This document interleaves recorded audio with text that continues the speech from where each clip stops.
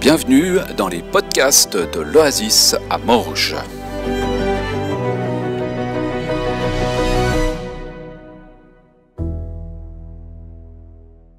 1 Jean 3, les versets 11 à 18. En effet, le message qui vous a été annoncé et que vous avez entendu dès le commencement, c'est que nous devons nous aimer les uns les autres.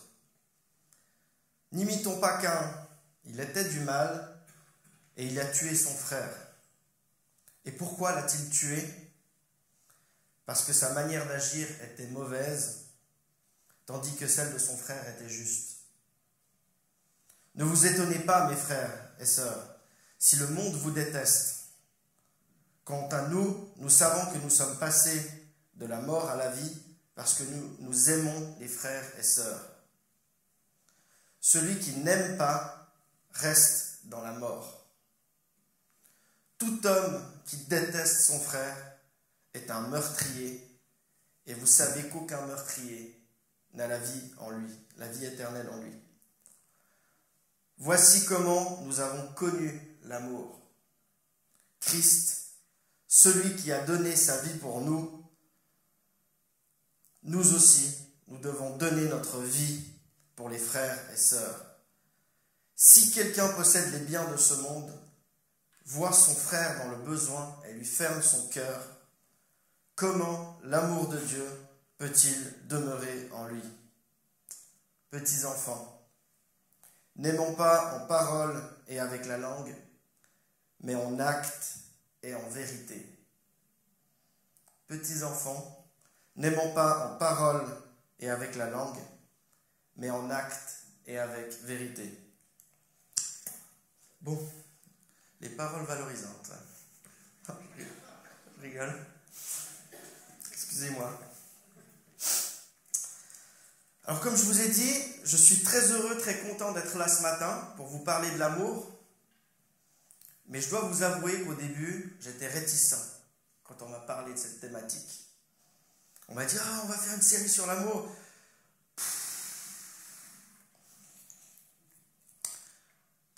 Tout d'abord parce qu'en fait, je trouve que des fois, c'est quand même un sujet qui peut très rapidement devenir un peu gnangnan. Je ne sais pas si vous voyez ce que je veux dire. On est tous en amour, on va se tenir la main, on va sauter autour du feu, youpi. C'était marrant, alors j'ai oublié mon PowerPoint parce que j'ai oublié mon ordinateur. Mais quand j'ai noté l'amour en acte, le concepteur PowerPoint m'a proposé un titre. Voilà, il me l'a proposé et en fait c'était des cœurs dans des petites bulles qui bougeaient un peu, vous savez, un peu comme ça sur l'écran. Pour le coup, c'était assez gnangnan.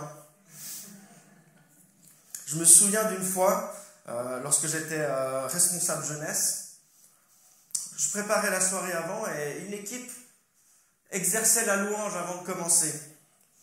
Et au détour d'une phrase, j'entends les paroles du chant. Alors c'était un nouveau chant qui disait « Je suis une fleur qui fleurit devant l'Éternel. » Je suis une fleur qui fleurit devant l'Éternel. Alors j'ai été voir un peu l'équipe de louange. Je leur ai dit « Écoutez, vous me mettez dans une position délicate quand même. Vous allez vraiment faire chanter un vieil ours comme moi.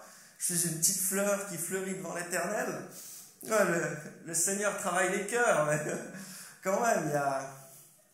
Je dis, la seule partie chez moi qui fleurit, c'est le sommet de mon crâne, quoi. La rose est en train de perdre ses pétales, quoi. Je suis une fleur qui fleurit devant l'Éternel. Et ça, et je pense qu'au contraire, lorsque la Bible parle de l'amour de Dieu, c'est quelque chose de très concret. Et lorsque la Bible dit que Dieu a tant aimé le monde qu'il a donné son Fils unique. L'amour de Dieu est tangible et concret. Lorsqu'on parle que Dieu nous aime, Dieu n'est pas au ciel en train de nous envoyer des petits bisous, vous savez, ça fait des petits cœurs qui descendent du ciel et qui nous touchent nous. Non, Dieu, pour nous aimer, a envoyé son Fils, s'est incarné et s'est sacrifié pour nous. Non seulement l'amour peut être gnangnan, mais il peut aussi des fois être un peu ambigu. C'est en fait un terme très générique en français. On utilise le même verbe pour dire j'aime les pizzas que j'aime ma femme. Vous en conviendrez qu'il y a quand même une petite différence. On a des expressions comme ça, on dit que, par exemple, l'amour se fait, hein, donc on peut faire l'amour, par exemple. On peut aussi tomber amoureux. Oups, je n'ai pas fait exprès, mince. Ah mince, je suis tombé amoureux. On dit qu'il faut aimer Dieu de tout son cœur, de tout son être et de toute sa force, et qu'il faut aimer son prochain comme soi-même. On dit également qu'il faut s'aimer soi-même, du coup, un peu comme on parlerait de l'estime de soi. Et en fait, on réalise que le terme amour est extrêmement générique. Ce matin, et tout au long de cette série, nous voulons vous parler de cet amour agapé, de cet amour qui est apparu il y a 2000 ans, de cet amour qui s'est incarné il y a 2000 ans. Non seulement le terme peut être ambigu, mais il peut aussi être culpabilisant, la thématique de l'amour. Et je l'ai vu en préparant ce message, je ne voulais pas être culpabilisant, je me disais, il est quand même dur dans ce texte-là, comment je fais pour ne pas culpabiliser les gens avec ça et souvent la conclusion des messages sur l'amour, c'est vous manquez d'amour. Donc je vous culpabilise, je vous dirais en fait, vous n'aimez pas assez, vous n'êtes pas bon. Et c'est justement pas là où on veut aller dans notre série. Et comme je l'ai dit avant, on veut parler de cet amour agapé, et qui en fait, qui est apparu réellement il y a 2000 ans. Ce terme qui apparaît, qui montre un amour différent, un amour surnaturel, et dans le sens surnaturel qui n'est pas naturel, c'est pas naturel de s'aimer de la façon dont Jésus nous a aimés. Mais qu'est-ce donc que l'amour? Alors, je n'ai pas trouvé de définition claire, mais il semble que Jean, en écrivant sa lettre, se pose la même question. Lorsqu'il écrit « En effet, le message qui vous a été annoncé et que vous avez entendu dès le commencement, c'est que nous devons nous aimer les uns les autres. » Deux points. Ok. On va commencer à un peu dire qu'est-ce que ça veut dire, s'aimer les uns les autres. Et il va mettre deux histoires, deux récits en contraste. Et il commence par dire qu'est-ce qui n'est pas l'amour, ou plutôt, c'est quoi le contraire de l'amour. Et il prend le contre-exemple de Caïn. Caïn qui, on connaît cette histoire, Caïn et son frère Abel offrent à Dieu des sacrifices, des offrandes. Dieu accepte l'offrande d'Abel et n'accepte pas celle de Caïn. Et Caïn, pour se venger, avec sa jalousie, avec sa convoitise, va tuer son frère. Au contraire, au verset 16, le texte dit « Voici comment nous avons connu l'amour. C'est celui qui a donné sa vie pour nous. Celui qui a déposé son âme pour nous. » Nous avons donc d'un côté Caïn, qui est le parfait archétype de celui qui n'aime pas, et de l'autre, nous avons Christ, qui est lui le parfait archétype de celui qui aime, de celui qui aime pleinement. Et en fait, c'est quand même deux histoires qui se ressemblent. C'est deux histoires de meurtre. Caïn a tué son frère, Jésus a été tué sur la croix, mais elles sont en fait profondément différentes. Et le premier élément que j'aimerais mettre en avant, c'est ce mouvement. Cette différence, c'est le mouvement. Alors que Caïn a pris ce qui ne lui appartenait pas, c'est-à-dire la vie de son frère, Jésus a donné tout ce qu'il avait. Et donc, l'amour donne, alors que le texte n'en parle pas, mais la haine prend. Et en fait, c'est pour ça que vous m'avez vu prendre ce petit cadeau là. Donc vous voyez bien que c'est moi qui l'ai emballé, donc il n'est pas très joli. Mais je n'avais pas envie de recommencer et d'utiliser encore plus de papier. Pour présenter qu'est-ce que l'amour dans un premier temps, je vais le déposer là comme ça. Le propre de l'amour, c'est de donner. Et c'est là où on rentre sur quelque chose d'un peu subtil. C'est-à-dire que pour aimer, je dois aimer. pour aimer, il faut donner. Et donc la seule façon d'aimer, la seule façon d'avoir cet amour, c'est de le donner à quelqu'un. Alors qu'au contraire, en ce qui concerne le contraire de l'amour, la haine, c'est de le prendre et de le garder pour soi. L'amour se donne et ne se prend pas. Et on retrouve un peu cette tension dans l'expression qu'on retrouve un peu plus bas lorsqu'il dit comment, il dit si quelqu'un qui possède les biens de ce monde voit son frère dans le besoin et lui ferme son cœur, comment l'amour de Dieu peut-il demeurer en lui? Ici, l'expression l'amour de Dieu possède une petite particularité. C'est qu'on peut en fait la comprendre de deux façons différentes. Comment l'amour de Dieu peut-il demeurer en lui? C'est-à-dire comment l'amour de Dieu, l'amour pour Dieu, peut-il demeurer en lui? Comment est-ce que je peux aimer Dieu et ne pas aimer mon prochain? Ou on peut la comprendre d'une autre façon, c'est-à-dire l'amour de Dieu, l'amour venant de Dieu.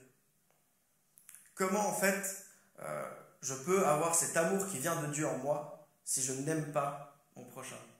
Et je pense que là le texte reste explicitement un peu ambigu sur cette question parce que c'est les deux. Et cet amour, c'est non seulement Jésus qui est venu, qui s'est donné entièrement pour nous, et c'est en même temps cet amour qui me donne en fait du coup l'envie de tout donner à Dieu. L'amour donc est un acte.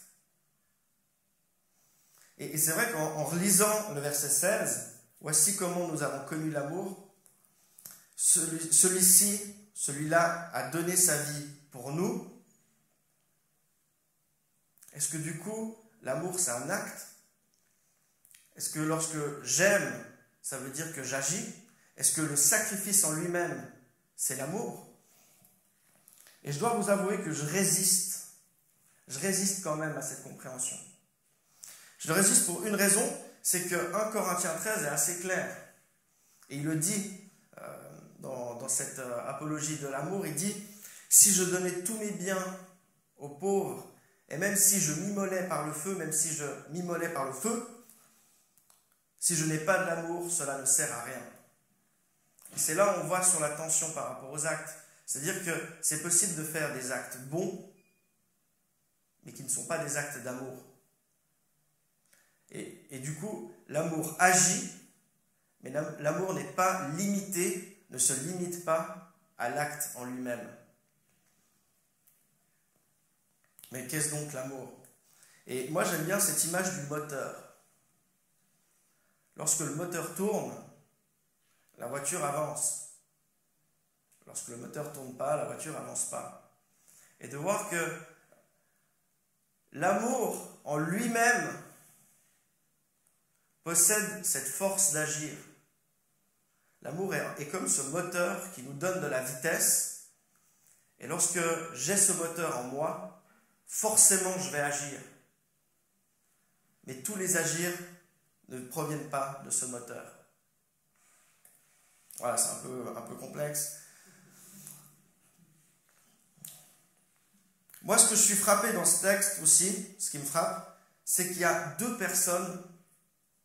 personnages principaux qui sont mentionnés, enfin qui sont implicitement là, mais qui ne sont pas nommément mentionnés. Et vous aurez remarqué qu'en lisant le verset 16, je me force à ne pas lire « Christ a donné sa vie pour nous », parce qu'en fait, si vous avez regardé le texte original, le nom de Jésus, de Christ, n'apparaît pas. De la même façon, le nom et le prénom de Abel n'apparaissent pas dans le texte. Abel, c'est juste le frère de Caïn. Il n'y a pas besoin de prénom. Et de la même façon, Jésus n'apparaît pas. Et du coup, en lisant la phrase, ce qui est intéressant, c'est qu'on peut la lire. Voici comment nous avons connu l'amour. Celui-ci a donné sa vie pour nous. C'est celui qui a donné sa vie pour nous. Et donc là, dans le texte, il y a une forme, on peut aller dans une forme de personnalisation, une personnalisation de l'amour. Ici, dans le texte, l'amour est une personne. L'amour, c'est Jésus. qu'est-ce que ça change, vous me direz? Alors ça change beaucoup de choses, mais je dirais la plus importante, c'est que du coup, avant toute chose, l'amour se rencontre. Je dois rencontrer l'amour. L'amour n'est pas un acte, l'amour est une personne. Et ça colle assez bien, en tout cas, en lisant le texte, on voit qu'il est quand même assez binaire. Il n'y a pas d'entre-deux. Lorsqu'il dit « Celui qui n'aime pas son frère reste dans la mort ». Là, c'est binaire. Hein. Soit on aime, soit on n'aime pas. Si tu aimes, c'est bien, tu es dans la vie. Si tu n'aimes pas, pas de chance, tu es dans la mort. Et on le voit lorsqu'il dit si tu fermes ton cœur à ton prochain, en fait, l'amour de Dieu n'est pas en toi. D'où vient donc et en fait, je pense qu'on peut expliquer ça très facilement, ou en tout cas ça s'éclaire lorsqu'on réalise que l'amour est une personne. En fait, lorsque je rencontre Jésus-Christ, lorsque j'ai cette révélation du Christ dans mon cœur, alors il y a cet amour qui se forme en moi. Et donc, effectivement, lorsque je ne connais pas Christ, lorsque je ne l'ai pas rencontré, je n'ai pas encore la vie éternelle en moi. Parce que Christ est le seul chemin vers Dieu. Et j'ai besoin que ce Christ, d'aller à la rencontre de mon Seigneur. Et donc, ce que le texte nous invite, ou plutôt l'appel qui nous adresse, et donc que je vais nous adresser aussi, que si quelqu'un manque d'amour, qu'il rencontre le Christ. Que si quelqu'un manque d'amour, il rencontre le Christ. L'amour, ce n'est pas une histoire de quantité. Est-ce que j'ai plus ou moins d'amour ou non? Ici, cet amour agapé qui a été manifesté en Jésus-Christ se rencontre. Est-ce que je connais Jésus? Est-ce que je sais à quel point il m'a aimé jusqu'à tout donner pour moi? Et c'est peut-être de cette façon, et c'est même sûrement, lorsque j'ai cette révélation, que mon cœur est transformé. Que le Caïn qui habite en moi peut devenir un Abel. Et j'ai besoin en fait de m'avancer devant le Seigneur pour dire « Aide-moi à aimer. Sois mon Dieu. Viens au secours de tous mes manques. » Comme nous venons de le voir, parce que l'amour est une personne, il n'est ni gnangnan, il n'est ni ambigu, ni culpabilisant. Mais il nous invite à tourner les regards vers Jésus, tourner les regards vers la parole, là où Jésus nous est révélé, à nous tourner les regards les uns aux autres pour prier les uns les autres, témoigner les uns aux autres de qui et qu'est-ce qu'a fait Jésus-Christ dans nos vies. Et c'est ce témoignage mutuel, c'est ce témoignage qui nous est rapporté par les Écritures, ce témoignage que Christ lui-même provoque en le révélant par le Saint-Esprit, qui doit faire naître en nous cet amour. Cet amour qui agit, qui ne nous laisse pas passifs. Je vais prier. Seigneur, tu connais mon cœur, tu connais mes limites, tu sais où j'ai encore besoin de te rencontrer. Là où dans ma vie, j'ai encore besoin d'apprendre à te connaître. Seigneur, que tu puisses répandre ton esprit au milieu de nous, que tu puisses te révéler à nous, à nos cœurs, que tu puisses faire vivre, Seigneur, cet amour en nous, cet amour dont tu as été l'exemple parfait, dont tu as été même l'incarnation parfaite.